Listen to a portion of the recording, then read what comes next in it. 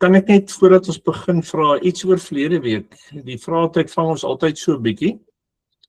Iemand het vir my ietsie gevra oor die 3 dae, oor die vis se 3 dae, oor Nineve se 3 dae en al die goed. Interessant. Lyk my die Jode sê 3 dae was 'n deeglike tyd. Was al vir tyd dat dit ook na die 3de dag besluit jy's regtig dood. So Okay. ja, jy weet, en Jona wat nou 3 dae geloop het, Nineve was nie so groot nie, dit sê net hy het dit gedoen, dit was reg gedoen. Dis maar wat die 3, uiteindelik, as mens nou die goed mooi uitwerk, was Jesus ook nie heeltemal 3 dae in die graf. As mens nou na die goed kyk, maar op die 3de dag, wat sê dit was 'n volledige ding. En dis maar die Jona ook 3 dae in die vis, wat sê dit was regtig so as hy dan in die vis was, maar daar gaan ons nou verkieslik nie vanaand praat. Niemand het nou gelukkig gevra om iets te sien oor die historisiteit van Jona nie, dis baie ingewikkeld, maar dis dan ook reg so. Maar enige iemand wat die mikrofoontjie wil aansit en ietsie sê oor verlede week, 'n nadenke, of sommer net 'n vraag het oor die profete.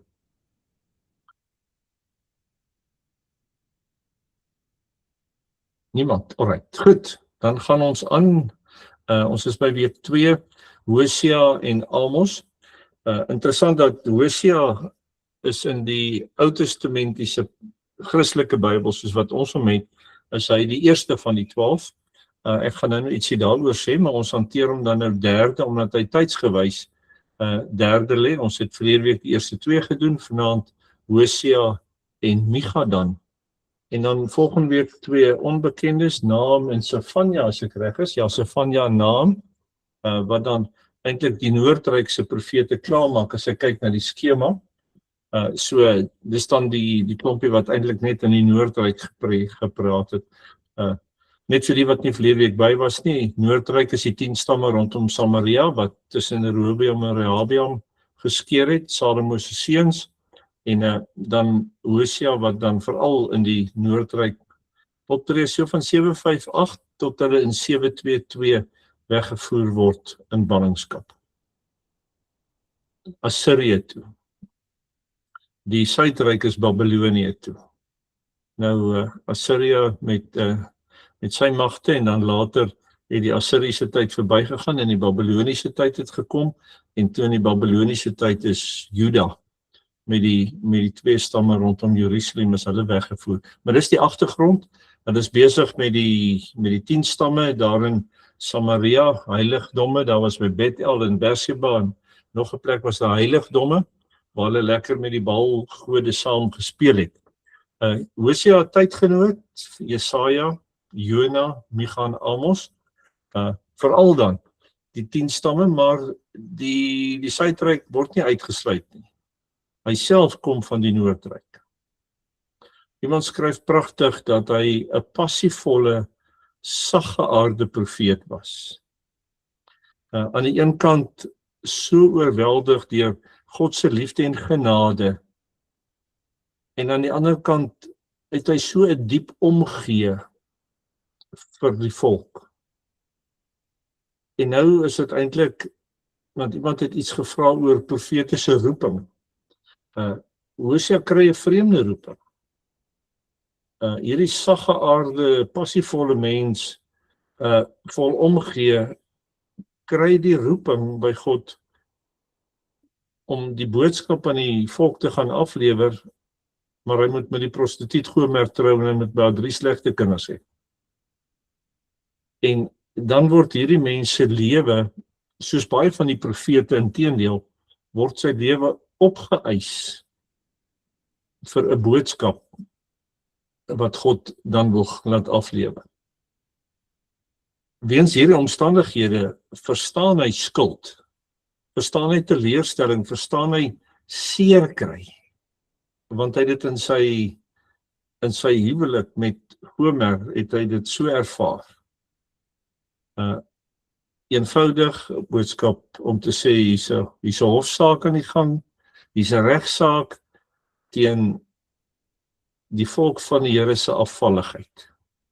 Dan veral het hy dit met die leiers, die geestelike leiers en die politieke leiers. Dis die mense met wie hy dit eintlik die appeltjie dan te skil het. Soos ons daar in hoofstuk 5 lees, vers 1, luister hier na priesters, gee ag, koningshuis gee aandag, want die oordeel is vir julle bedoel. So hy werk met die leierskap, maar dan aan die ander kant daar deernisvolle liefde wat ons later by uitkom. Maar net ietsie oor die plasing. Ek dink Hosea is aanvanklik is geplaas in die plasing van die 12 profete in die Christelike Ou Testament, omdat sy boodskap oor die verhouding, hierdie verswakte verhouding van Israel en Juda met God, is eintlik die doek waarop al 12 profete geskilder kan word. En dis waar my eerste geplaas word. Om te sê, die verhouding is daarmee heen. Volhardende liefde ten spyte van ongehoorsaamheid. En uiteindelik eindig Maleagi as die laaste boek ook maar met hierdie selfde boodskap. Moenie die Here se liefde minag nie. Ek gaan nie verskriklik baie oor die indeling van Hosea sê nie. Die wat daar deurblaai kan maar op 'n tyd daarna kyk as hulle daarvoor tyd het. Maar as mens net ietsie van die dramatiese van sy roeping net moet lees, dan sê ons maar net die inleiding. Die Here het vir Hosea gesê, gaan trou met 'n prostituut wat buite-egtelike kinders het, want die land is besig om te horeer om heeltemal ontrou aan die Here te word. En dan sê Hosea nie, Here, is daar nie 'n ander manier nie? Hosea het met Gomer, dogter van Diblaim, gaan trou. Sy het swanger geword, 'n seun in die wêreld gebring, Jesreel. Gomer het weer swanger geraak, 'n dogter, noem maar sonder ontferming, want ek gaan nie weer oor Israel ontferm. En dan word sy weer ontferming, weer swanger, en die Here sê, hierdie seun se naam is, noem hom nie my volk nie, want julle is nie my volk nie, en ek is nie julle God nie. En so vat die Here vir Hosea aan sy persoonlike omstandighede met hierdie vrou en hierdie 3 kinders wat gewraakte name het. En hy sê, verstaan jy iets van waar ek met die volk is? Die onverkwikkelike huweliksverhouding word deur die Here dan as 'n metafoor gebruik om sy verhouding met die ontroue Israel te beskryf. Maar die mag van die liefde. Dan in 1 tot 3 weet Hosea trou met die Gomer en dan kla God vir Israel aan, maar hy beloof dan onmiddellik tog weer 'n nuwe toekoms. So mooi. By hoofstuk 3, die Here het vir my gesê, gaan knoop weer 'n liefdesverhouding aan met die vrou wat vir ander mans lief is en egbreek pleeg. Net soos die Israeliete vir wie ek die Here lief het, ander gode aanhang.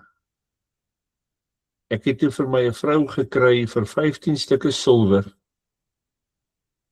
Ek het vir haar gesê, jy moet 'n lang tyd tot my beskikking wees. Jy mag met niemand hoereer of trou nie, ek sal dit ook nie doen. Daarna sal die Israeliete hulle bekeer. Hierdie hele ding van, maar die liefde maak dat daar 'n nuwe verhouding kom. En dan van hoofstuk 4 af is dit maar in detail die onheilsprofeseë wat gaan eers by hoofstuk 4 teen die priesters. Die priesters wat in die tempel was, wat die voorbeeld moes stel vir die offers, wat juist die offers moes gebruik om vir die armes en die weduwees te sorg, wat dit vir die tempeldiens moes gebruik, wat dit vir hulle self gebruik.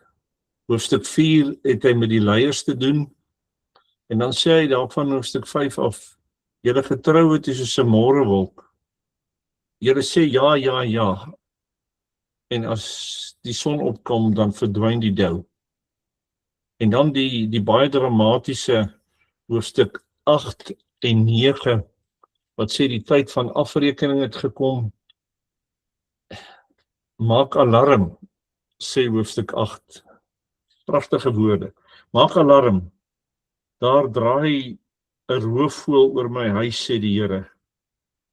Israel het my verbond verbreek en hulle teen my wil verset. Hulle roep na my om hulp. Ons is aan U toegewy, ons God, ons is Israel. Maar Israel het die goeie verwerp. Daarom sal die vyand hom agtervolg. Samaria, jou goue kalf is afstootlik. My toren het losgebreek teen Samaria. Die afrekening het gekom. En dan sê hoofstuk 9 en 10, julle gaan swerwers word, julle gaan alles verloor. Eintlik gaan ek, en as mens nou klaagliedere lees, net die aantekening, dan sien ons dat die profete wat hierdie oordeel bring, eintlik gate slaan in die teologie van die destydse gelowiges. Want God gaan vir altyd ons God wees, en dan kom sy, nee, ek gaan my onttrek. Hy gaan vir altyd die land beskerm, waarvoor ons 40 jaar in die woestyn geswoeg het. Nou sê hy, nee, julle gaan die land verloor. Die tempel, daai mooi tempel met die sederhout, wat Salomo gebou het. Hy sê die tempel gaan afgebreek word. Die heiligdomme waar julle vir my die offers bring, gaan dit plat slaan. So hulle teologie wat, en dan die koning. Die koning het my afstootlik geword. Die koning wat hulle geglo het, hy gaan namens die Here regeer, want hulle teologie het gegaan oor grond, tempel en 'n koning. En nou kom die profete elke keer om te sê, maar julle teologie het 'n ideologie geword, soos wat ons laasweek gesê het. Dit gaan nie meer oor God nie. Dit het nou oor julle self begin gaan.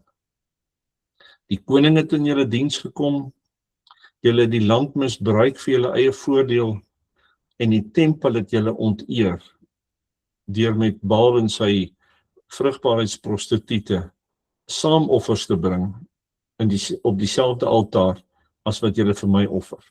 So, julle gaan verkiesing word verwerping. Dis die kort en die lank, wat hoofstuk 9 en 10 sê, julle wat verkies was, word nou verwerp.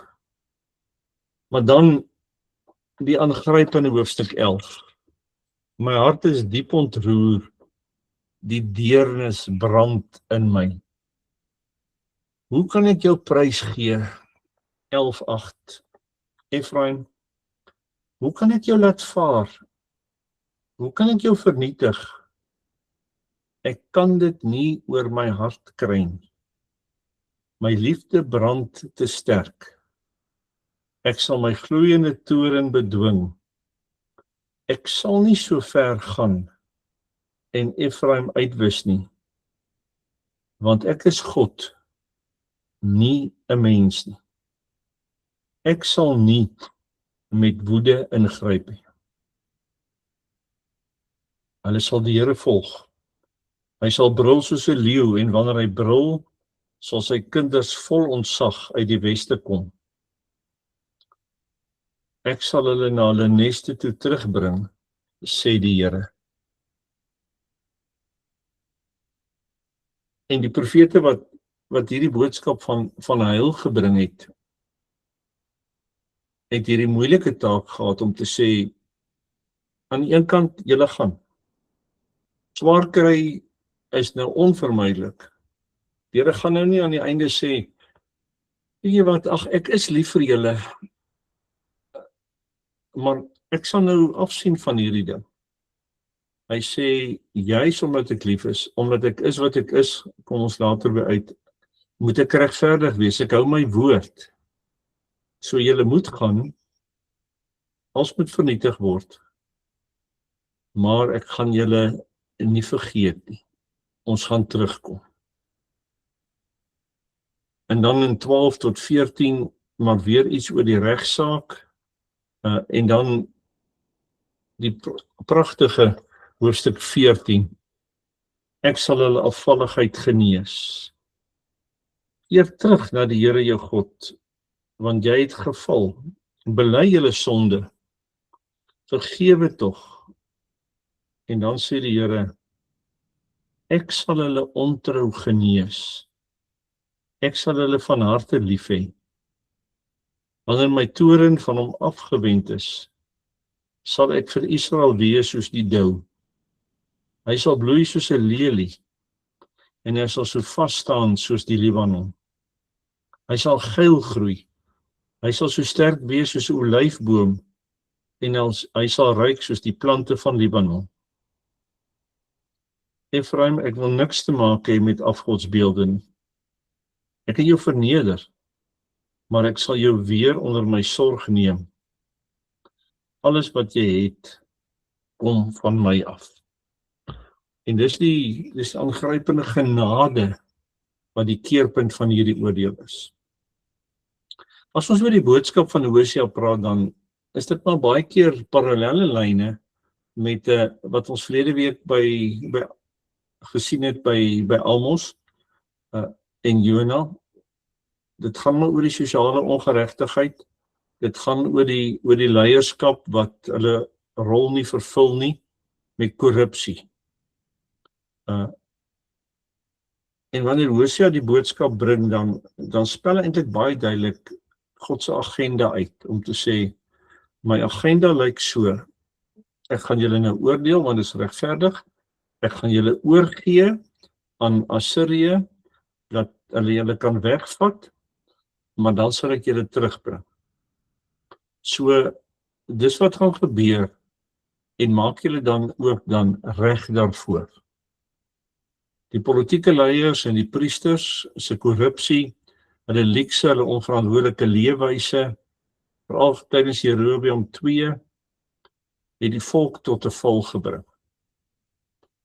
En dan gee God die volk oor aan hulle eie dwaase keuses. Want hierdie koning het probeer om met politieke onderhandeling met Assirië en Egipte die Here te sy stap.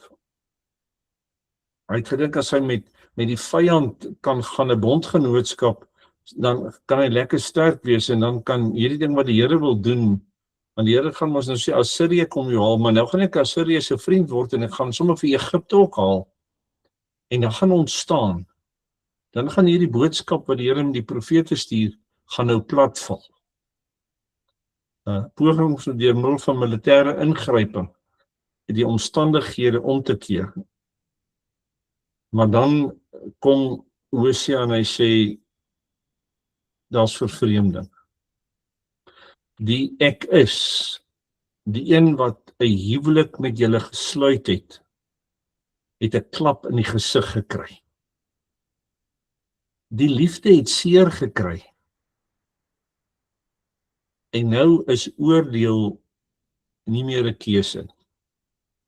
Dit moet gebeur. Maar, en dit is een van die mooi diamante, die woestyn gaan vernuwing bring en nie vernietiging. Die woestyn waarin julle gaan bly, gaan julle nie vernietig nie. My doel daarmee is om julle te vernuwe. En die vernuwing het dan veral te doen met hierdie betekenislose godsdienst waarmee hulle besig was. Hulle was gereeld in die tempel. Hulle het hulle offers gebring. Hulle het hulle godsdienstige feeste gehou. Toegewy, maar leeg. En dan gaan hulle voort in die tempel, asof daar absoluut niks fout in die samelewing is. Dit wat hier buite op die plein gebeur, is 'n ander wêreld. Wanneer ek in die tempel ingaan, is alles reg. Maar as ek van die trappies afstap, dan vertrap ek die armes. Maar in die tempel offer ek om genade te kry. Maar ek self betoon nie genade. Die rituele, die toewyding reflekteer niks En dis nogal die mooi nie, van die godsdiens, om te sê dat my godsdiens raak 'n refleksie van die God wat ek dien. Want godsdiens moet hom al meer in my laat sigbaar word. En dis waar die kortsluiting gekom het. Daar was niks. Niks. En dit lei geregverdig tot die oordeel. En daarvoor kon hulle net hulle self blameer. Maar, dit het ek nou nog gesê, God se genade is groter as sy oordeel. Hy is ook, en dis die wonder, hy is ook regverdig met sy genade. Ja, 1 Johannes 1 vers 8 en 9 wat die dominee so opgesê het, weet, nadat hulle die 10 gebooie gelees het, dan het ons gesing, voor u wet hier staan ons skuldig, en dan die dominee gelees 1 Johannes 1 vers 8 en 9, as ons sondes bely, hy is getrou en regverdig, en hy reinig ons van alle ongeregtigheid, en dan sing ons ewig onbegryplik besig. Daar was glad sulke kaartjies gedruk vir die liedjies wat ons elke Sondag sing. Maar hy is getrou en regverdig. Hy gee ook in sy regverdigheid genade. Want hy dit ook gegee. Net so regverdig is wat hy is met die oordeel, so regverdig is hy met genade. Hy kan ons nou nie met die oordeel onregverdig raak. Want dan raak hy onbetroubaar. Wie kan hulle dan omsteer as hy die een môre so sê, en dan sê hy so, hy moet by dit wie hy is bly, en dit deurvoer, al twee van hulle. En dan daai, hoe kan ek jou prys gee? My deernis brand. En dan sê Hosea 14 vers 4, by u alleen is daar liefde vir 'n weeskind. Gomer, mens sou op 'n manier sê, veroordelaar en stuur haar weg. Maar God sê vir Hosea, nee. Jy moet uit jou pad uitgaan om haar terug te bring en haar te vergewe. Want sy dien as hierdie kragtige metafoor van wat die Here beplan met Israel se ontrouheid. Nooit 'n soetsappige vergifnis nie, allermins. Die volk gaan die gevolge van hulle dade dra, maar in die seer en swaar kry, sal God se liefde sorg en trou opnuut beleef word. Hoe kry hulle hierdie liefde? So mooi die laaste hoofstuk, bekering. Die volle seën kom deur inkeer. Hosea 14 vers 10, die laaste, wie wysheid het, moet op hierdie woorde ag slaan. Wie verstandig is, sal dit ter harte neem. Wat maak ons? Ek dink daar's 4 doetjies, so in die laaste paar minute van hierdie deel. My eie aanvoeling is, as mens Hosea onder andere lees, dat mens baie versigtig en verantwoordelik met genade moet werk. Ons sit nou in die Christelike bedeling, ons sit in die na-Ou-testamentiese bedeling, waar ons geloof rus op genade. Maar dit lyk my, ons moet met genade verantwoordelik werk.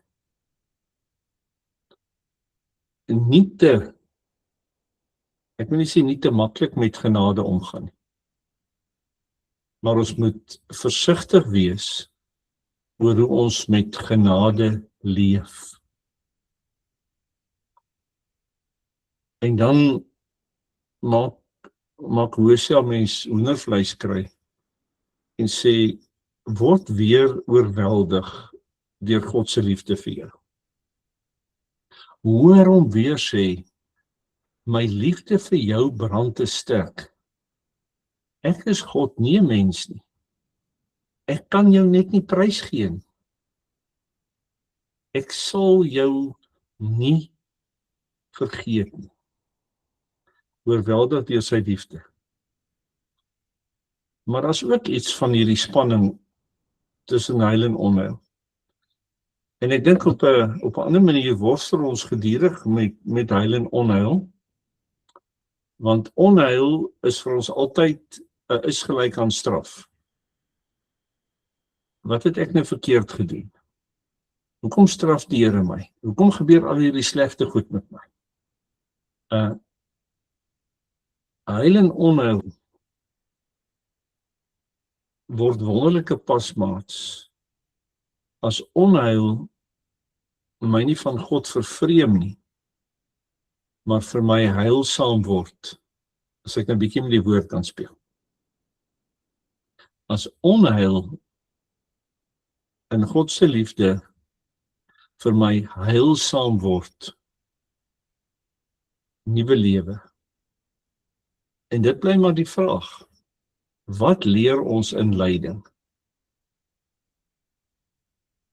Want in lyding vra ons die waarom vraag.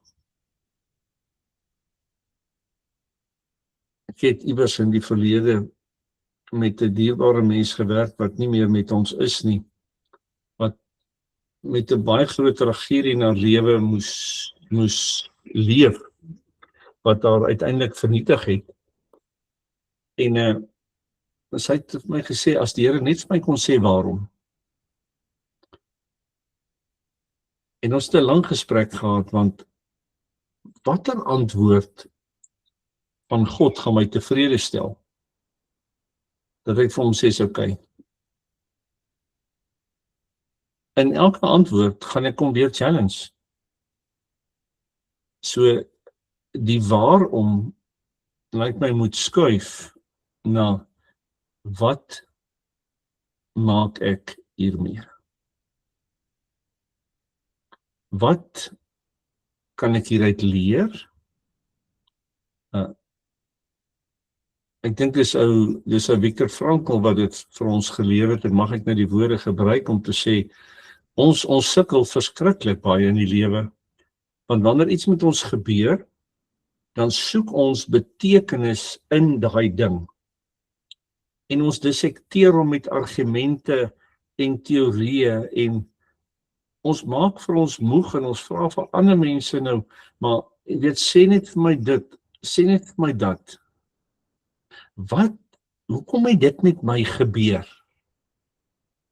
En dan maak ek my doodmoeg, want ek kry nie die pin om die kluis oop te maak, om die antwoord in die papiertjie van die hemelse kluis te, dit is hoekom dit met my gebeur het.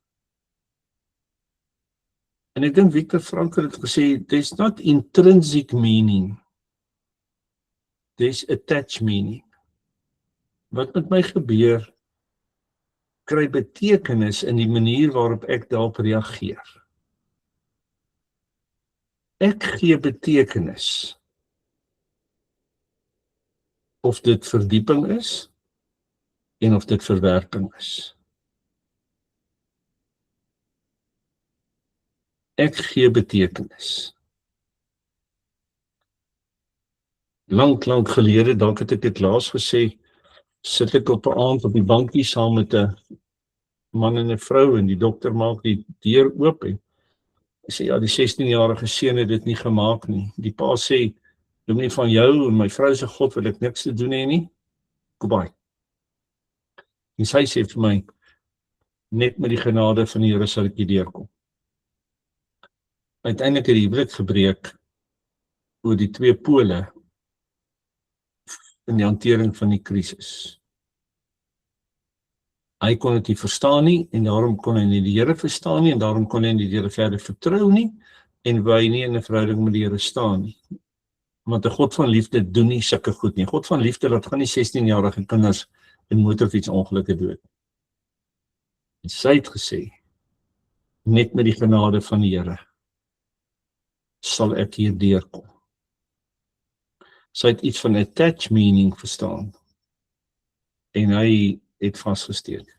En is dit nie die wonder dat Hosea sê, die woestyn gaan julle nie vernietig nie. Vat God op sy woord. In die onheil gaan daar heil kom.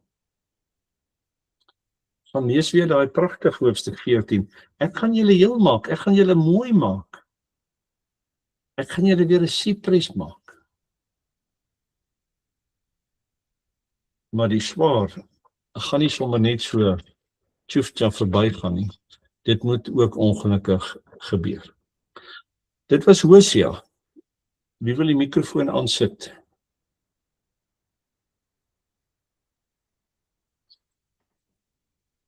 Goed, dan gaan ons na Micha toe. Micha se naam beteken wie is soos die Here.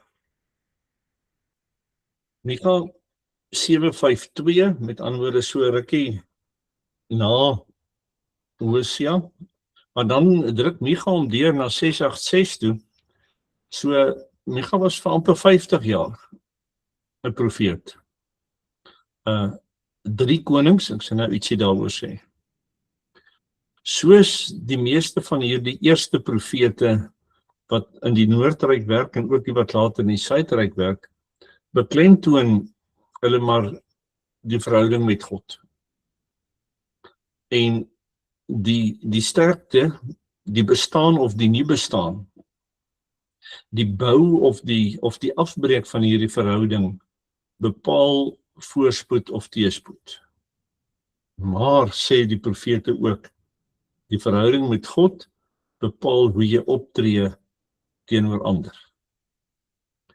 Want sosiale geregtigheid is onafskeidbaar deel van die verhouding met God. En dit is wat Belhar se belydenis kom sê.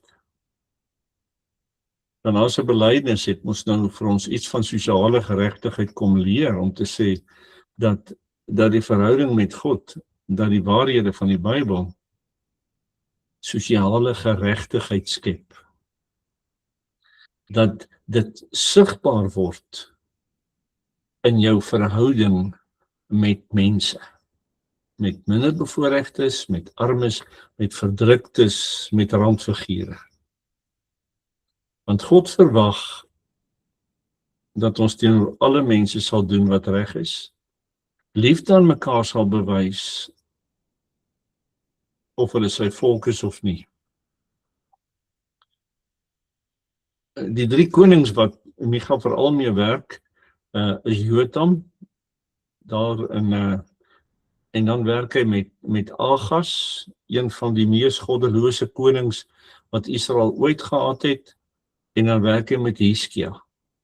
En Hiskia was een van die beter konings wat daar was. Onder Hiskia het daar ook 'n bietjie hervorming gekom. Hy spreek die noordelike ryk, maar hy spreek ook die suidryk baie duidelik aan. En dan sê hy, maar hierdie boodskap van die Here vir hierdie 2 het ook implikasies vir die hele wêreld. Al die nasies gaan maar hierna luister. God se heerskappy moet erken word. Dieselfde oordeel oor Nineve gaan oor Israel en Juda kom. Is nie 'n ander oordeel nie. Wat vra, en dis daar die aangrypende Micha 6:8. Wat sal ek saamvat as ek na die Here toe gaan? Om te doen wat reg is, om liefde en trou te bewys, en nauwlettend die pad saam met jou God te loop. Micha is baie duidelik. Hy is so 30 jaar voordat die Noordryk val, kom hy op die toneel. En hy sê sommer heel aan die begin in Micha 1:6.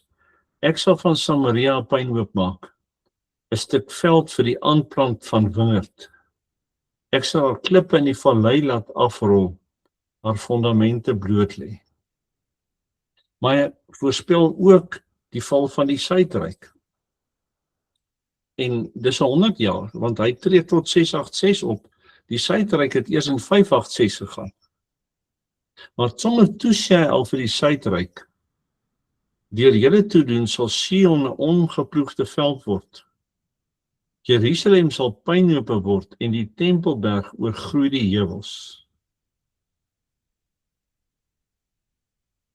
Hoe word jy daaroor gewaarsku, amper 200 jaar voor die tyd? en jy gaan aan asof die Here nie sy woord gaan hou nie.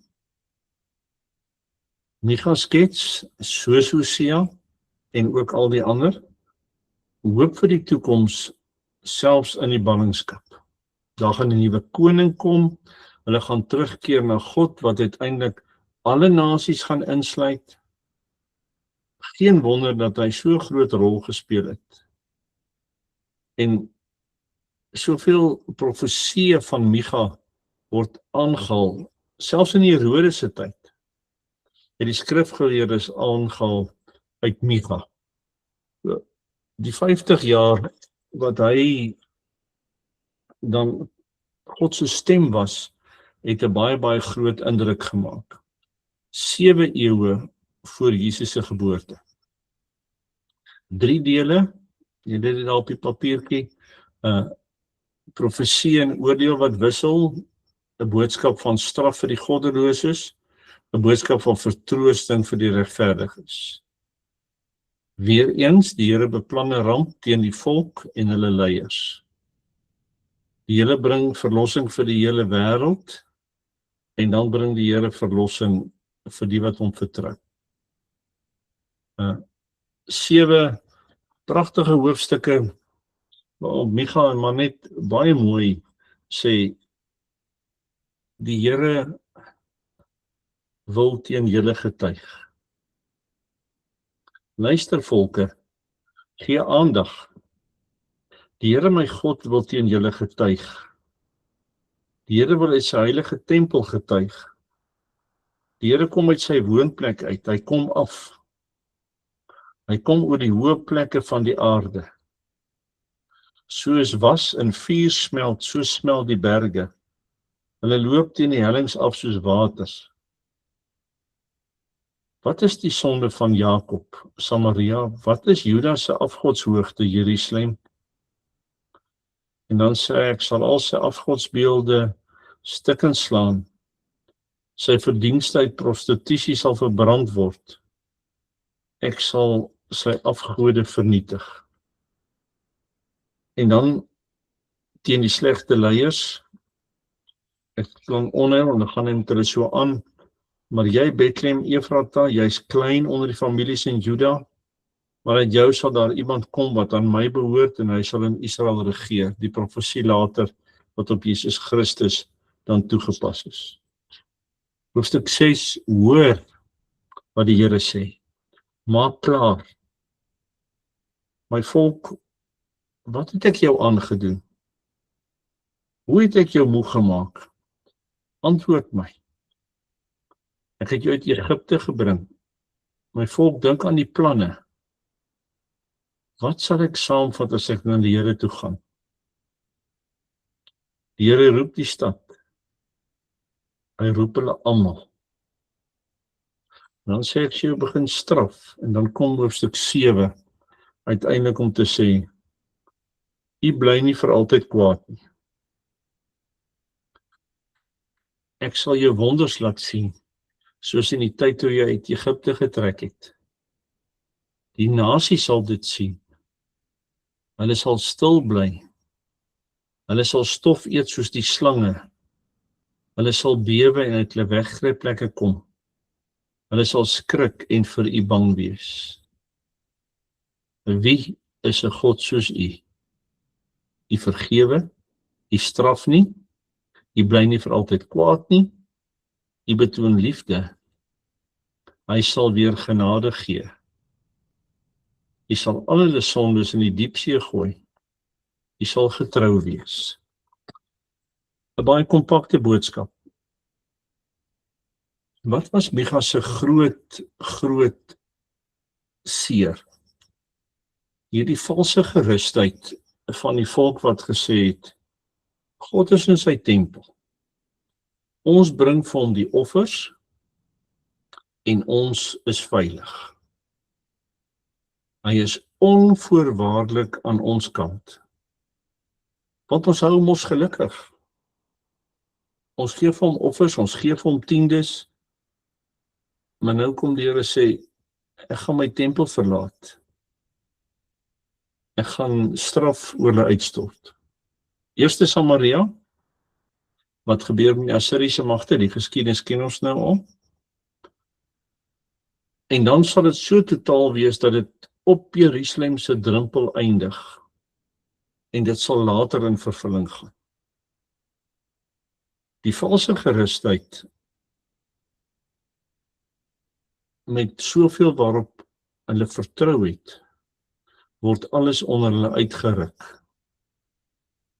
Ook die volke wat hulle vertrou het, om hulle te help beskerm, die naburige volk, en hulle het baie lekker met Egipte geheel. Hulle was gedurig besig met Egipte. Hulle verdwyn, die afgode, die afgodsbeelde, weg. Micha, wat sê, wie is soos God? Wil eintlik dan in sy naam die vraag verder vat en sê, wie het lief soos God? Wie kan lief hê soos God?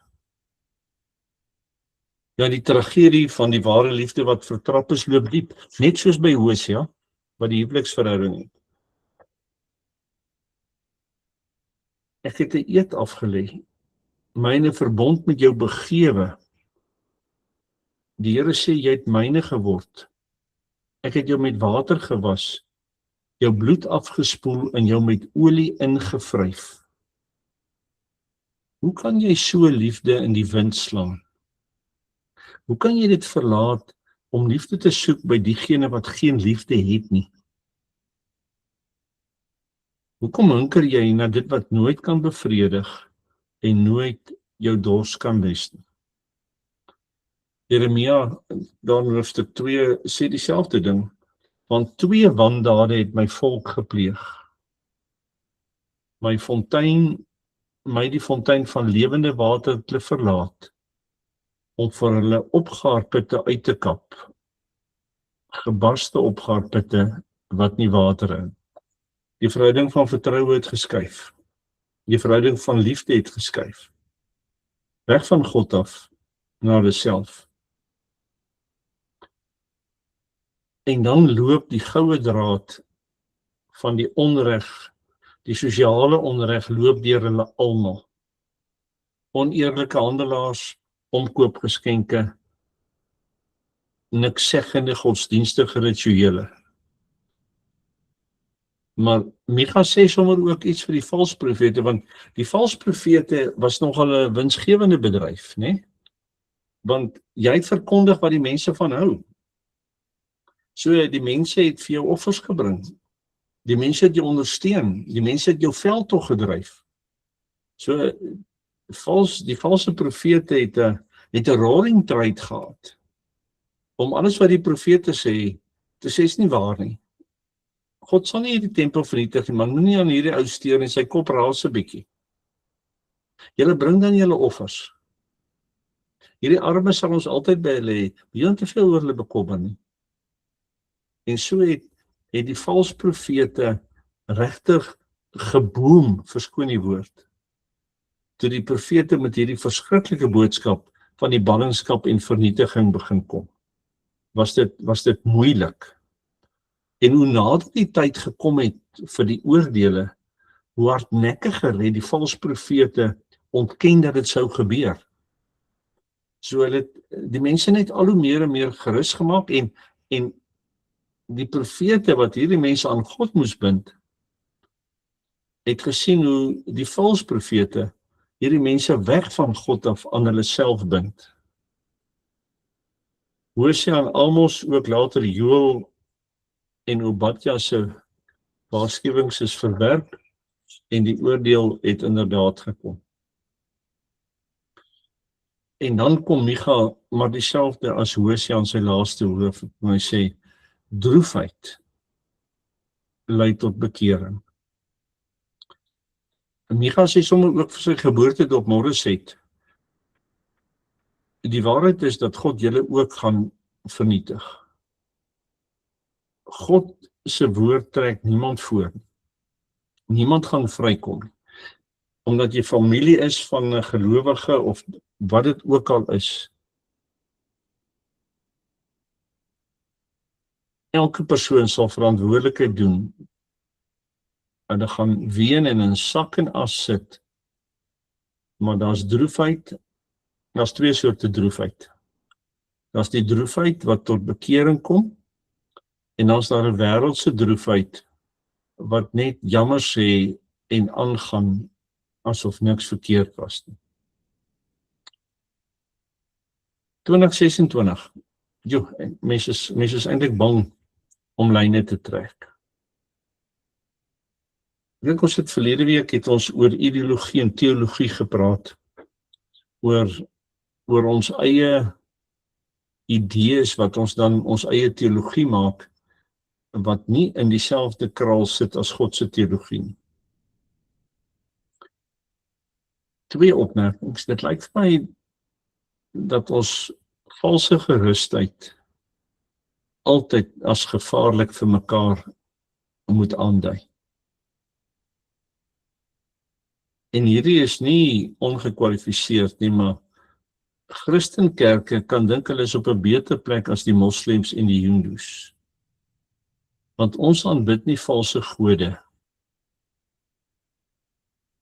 Maar Christenkerke en al die variasies van Christenkerke, want daar's nog 'n variasie, kan ware aanbidding van God vermeng met hulle eie begeertes, voorkeure en selfs bygeloof. En dan word dit 'n Samaria godsdiens, 'n valse lou godsdiens, Openbaring 3, wat God uit sy mond spoeg. En dan moet ons maar na Micha luister om te sê, mag ons nooit die Christelike boodskap terwille van populariteit vermeng met 'n valse wêreldgees. Mag ons nooit 'n valse gerusheid skep by mense om te sê alles is reg. Ons het 'n genadige God. Doen maar daai sonde, is alright. Ja, ons wil nie, maar ek sal nou iets daaroor sê. Iemand het 'n klompie jare terug vir my gevra, hoekom preek ek nie meer oor sonde nie? Want hy hoor nie dat ek oor sonde preek nie. Ek het hom sê, maar ek preek oor liefde van die Gees, wat jy van sonde bewus maak. Ou tannie het gesê, doen nie, te slag nie die 10 gebooie weer lees, dat ons net so 'n bietjie met die sweep geslaan kan word. Jy weet, dan voel ons nou weer 'n bietjie lekker, as ons nou weer gesê het, sorry, voor die wet hier staan ons skuldig, liefde is die groot gebod, maar los dit nou maar daar. Maar 'n valse gerusheid kan ook binne die Christelike kerk van vandag, soos 'n kanker stadig maar seker besmetting bring. En daarom is die vraag, is die aanbidding van Christus die fokus van jou gemeente? Of is die fokus van jou gemeente mense? Goed, en die tweede opmerking dan, die aanhoudende boodskap van veroordeling straf maak 'n mens bietjie moeg. Want dit val nie lekker op die oor van Christene soos ek en jy, wat ons lewens op genade bou. Elke klein profeet tot dusver, en die wat ons nou nog gaan lees, die ander 8, is net vol sonde. Sonde, sonde, sonde, straf, straf, straf, word die refrein. Waar is die liefde? Waar is die genade en die vergifnis? Nou gesê, dit is opgesluit in die waarskuwing. In die waarskuwing lê die genade en die liefde en die vergifnis. In die onheil word die heil gebore. Dit word volkome verskone in die kruisdood van Jesus Christus. Hy het vir ons gewys, hy is regverdig en hy moet sonde straf. Hy is lief vir my en daarom waarsku hy my. Die waarskuwing is 'n direkte uitvloeisel van sy regverdigheid, om my nie te los nie. En dan kom sy genade. Mag ek en jy net weer bewus raak van liefde wat ook met 'n waarskuwing kan kom en nie 'n veroordeling.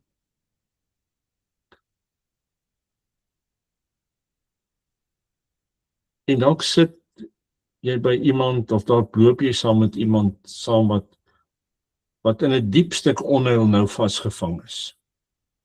In 'n swaar en wat net besef die Here het my gestraf en die Here gaan my vernietig.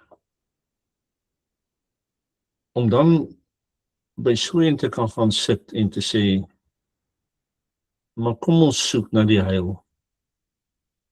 Kom ons gaan soek na die vernuwing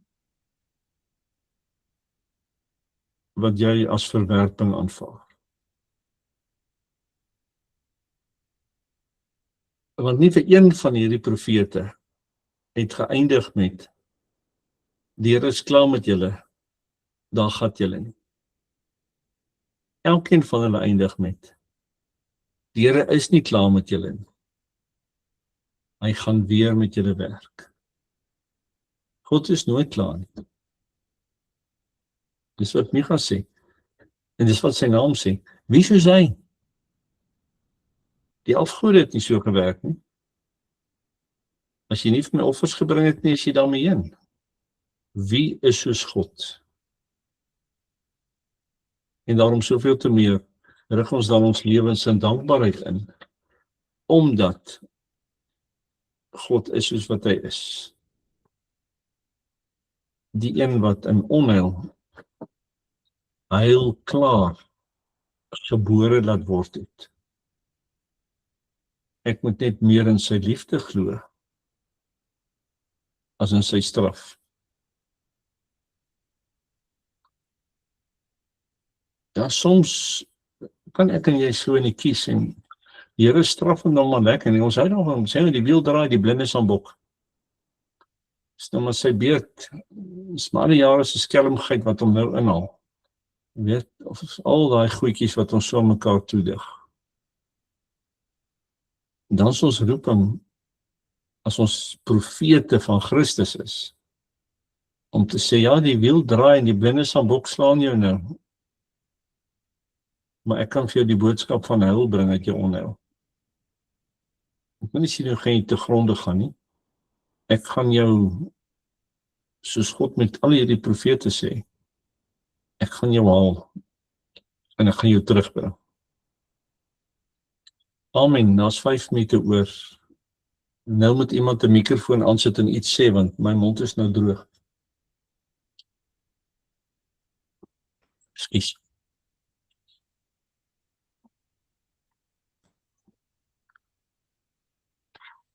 Order ons, is julle reg? Volgende week 2 onbekendes, Naam en Sefanja, 2 onbekende ouens, elkeen met sy eie unieke boodskap. En dan is ons klaar om die Noordryk, dan is hulle nou 'n bietjie Assirië toe. En dan sal ons nou by die uitverkore 2 kom, daar in Jerusalem. Onaantastbaar. Koning uit Juda. Tempel op die berg Sion. Die beloofde land. En 586, toe gaan sit hulle by die rivers of Babylon. Toe is dit ook verby. As ek wou sê, maar kon hulle nie leer uit Samaria uit nie? Presies dieselfde ding. Dit sal nie met ons gebeur nie. Dit sal nie met ons gebeur nie. Julle sê die tempel is veilig. Samson het die tempel op homself ingetrek, Donald Trump ook. Maar iemand sê so by Trump het ook die tempel op homself ingetrek en nou lê hy in die pyn en hy weet nie hoe om uit te kom. Goed, ons los dit nou. Goed. Ek wil net noem, Servaas, as ek mag. Yes. Kan jy, ja. wat vir my nogal opval, 3 dinge. Eerstens, mense nou dink dis net die wysheidsliteratuur, maar hier is sulke pragtige taal en beskrywings in Hosea en in Micha, wat 'n mens regtig aangryp. Dit is so mooi, die beeldspraak wat gebruik word. Dis die eerste ding wat ek wou sê. Dan, omdat ons nou in Paasnaweek nader kom, daardie genade waarvan jy gepraat het in Micha, in Hosea, is natuurlik, soos, dit is nou nie iets niets wat ek hier sê nie, is nie goedkoop genade nie, dit is duur gekoopte genade. En Dominee Willie, wat onheil en daai dinge betref, het een keer vir my gesê, toe ek hom 'n probleem met hom bespreek het van 'n tante, wat baie siek was. Het hy vir my gesê, onthou, dit is Christus se deurboorde hand, wat op ons skouers rus om ons te troos. En dit is hoe groot en duur God se genade is in tye van onheil. Ja, maar ons sukkel omdat ons met die verkeerde oog kyk. Nee. Ons kyk met die oog wat die onheil so gou as moontlik wil laat. Ons wil eintlik beheer oor die onheil kry. Nee. Want ons dink as ons beheer oor die onheil kry, gaan ons die onheil laat verbygaan. Maar ons kry dit nie reg nie. Nee. Dit lyk my ons moet met die ander oog begin kyk. Om te sê, as ek met die, julle ken dit al, I'm not a human being looking for a spiritual experience, but I'm a spiritual being having a human experience. So ek moet net my human experience met my spiritual key oopsluit. Want as ek human bly en soek na spirit, gaan ek sukkel. Maar as ek spirit is, want ons is embodied spirit, en ek ontsluit al die terrible human experiences met my spiritual key, van hier is liefde, en hier is genade, en hier is heil, en hier is sorg, dan kry die human experience a spiritual meaning. Dimensie, absoluut. So het gaan oor hoe ek daarna kyk. En die profete lyk vir my wou die heeltyd sê, moenie vaskyk teen die ballingskap. Gaan deur die ballingskap en sien die terugkom. Sien die heil wat julle saamvat onheil. En dan kom julle terug vir die heil. Die wat dit verloor het in Babylon agtergebring. Moet dink almal het saam met Esra en Nehemia en al die ouens teruggekom. Daar's 'n klomp wat sê ons het hier gebly. Hulle is nie in massa terug nie. Net soos die hele volk wat uit Egipte is, nie in Israel in is nie. Van hulle het in die woestyn gebly en met ander mense getrou.